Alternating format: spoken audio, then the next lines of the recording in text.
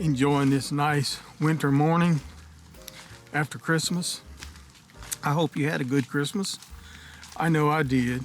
Being with family is all that really matters to me, and I got to do that. Spend a lot of time with my kids and grandkids and in-laws, outlaws, and had a very good Christmas. But today we're going to be continuing on our twist Damascus liner locks. So I got the bolster material flattened down to a more manageable size, gave me a little more length and a little more contrast between it and the blade. And after getting them annealed, I'm gonna go ahead and get them surface ground and get ready to cut those out and start making them. But right now I'm just gonna finish my coffee and enjoy my morning walk.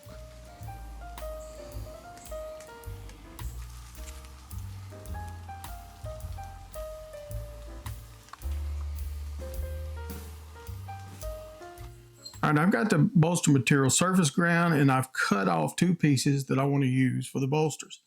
I've also glued them onto the liners. They're wild and long, so I will trim those after I get these holes drilled and tapped into the liners, get them set, and I can mark the outlines and cut them out.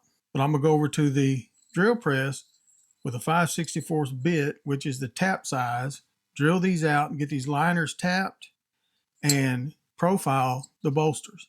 Then we'll move on, do the same thing to the mammoth handles. I'm gonna do like a half moon into these, so I'm gonna have to copy the outside radius for the mammoth. That should be fun. Wish me luck.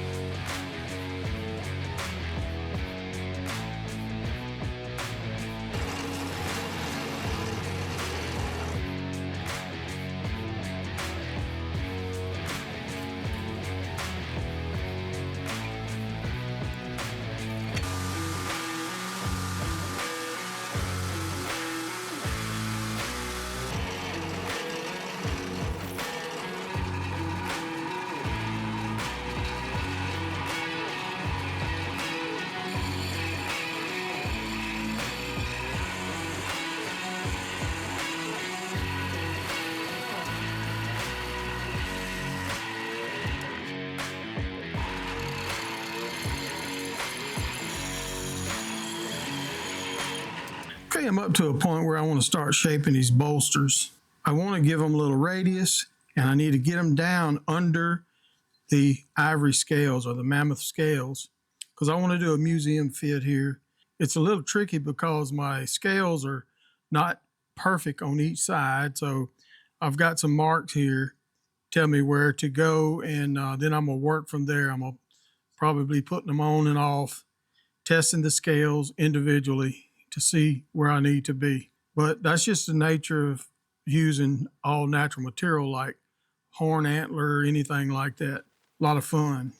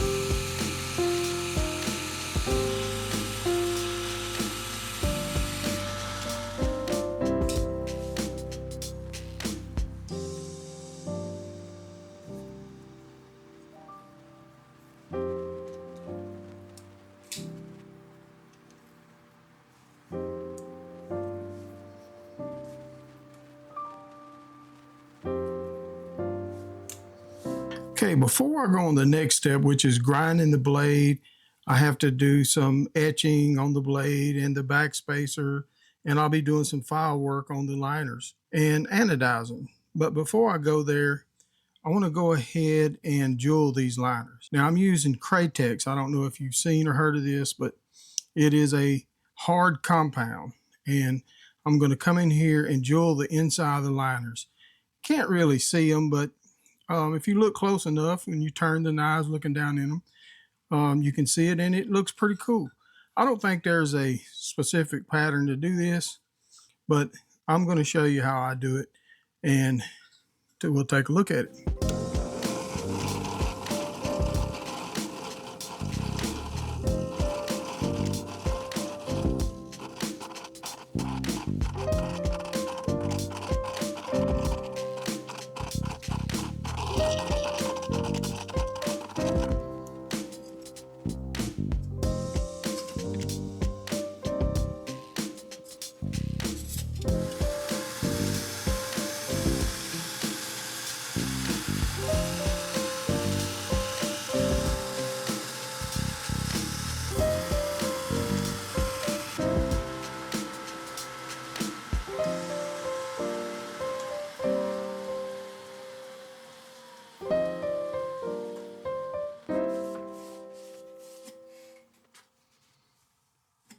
So I got a little more sanding left to do on it, but it's turned out pretty good. My edge is around 18 thousandths, which is where I like to be, under 20 thousandths. If you want an edge to hold, cut good, perform well, even up to pretty good sized choppers. Like the one I used in my ABS performance test, it was about 19 thousandths. It survived well cutting through two 2x4s and a rope, and of course the bend test, and it still shaped. So last night, spent some time dressing and boning a nice 6-point. And the knives that we used was this clip, which is my swamp clipper, my frame lock, and my swamp spike. There's a picture of it right there. Those two knives, nothing big like a Bowie. You don't need a giant knife to dress just about any game in North America. 3.5-inch blade, done everything. But that's what I made those for: skinning knives, hunt knives, or opening boxes. A little more sanding left to do, and we can etch that blade. But I wanted to answer a question. A few of you have asked me about this tapping jig that I made. It's nothing special. It's just a piece of pipe with a couple plates welded top and bottom that has a bore hole to accept this shaft. And then I've got some bushings in there. Now, I didn't have a lathe back when I made this thing, so if I had to do over again, I would I wouldn't need bushings. It's just a rod with a hole drilled in the end of it and tapped to accept a 256 tap. It'll also accept any other tap with the same size shank, and then a set screw.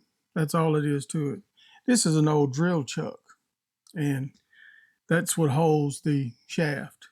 Put a T-handle on it that I threaded into the drill chuck. But nothing fancy, nothing special. I mainly made this for working on frame locks, threading the thick titanium liners. If you're doing liners like this, thin liners, you don't really need a jig. You can use a hand drill, but I still use the jig because I don't like breaking taps or risking it. And it works good. It's just a habit that I like to keep. But I hope that helps answer the question. So I'll finish hand sanding the blade, and then I'm going to start working on etching and anodizing everything that needs to be anodized. I'm going to do regular anodizing on these, not flame anodizing, because I want to do some different controlled anodizing, and I'll show you that when I get to it. I'll be anodizing, then doing some file work, and the file work will be a different color, and I can do that with controlled anodizing. Okay, I've got my liners in the anodizing bath, and what I'm going to do is a 2-step process. I'm going to color them, then do some file work, and then recolor. So basically, I'm going to have to go a higher voltage, get the color I want, and then I'll back down after I do the file work, which I'll be doing with carbide burrs in my 2x72 grinder. Then I will put it back in the bath and bring it to a lower voltage to get the contrast and color I want. Basically, I want blue liners with gold file work. So right now, let's get her started. All right, looks like we're pretty good there. Got a baby blue, which is what I want. Real nice baby blue. All right, now we'll do the file work and do the next step.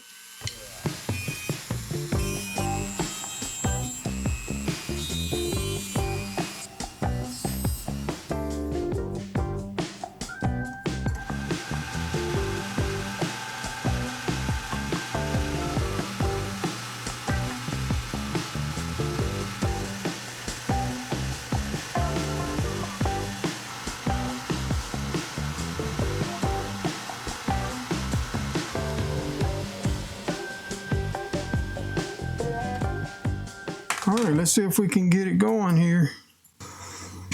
I'm gonna try to get like a little gold color, somewhere around 15 volts, maybe. I think it's pretty close. Oh yeah, pretty gold, kind of bronze. I don't know if you can see that, but nice little separation there. All right, we've got her done. I'll put some shots of it here in just a second, but this is basically her.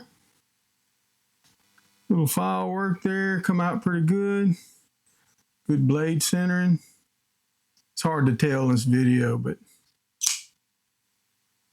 come out okay. There is one thing I don't like about it. Pattern didn't come out the same on both sides.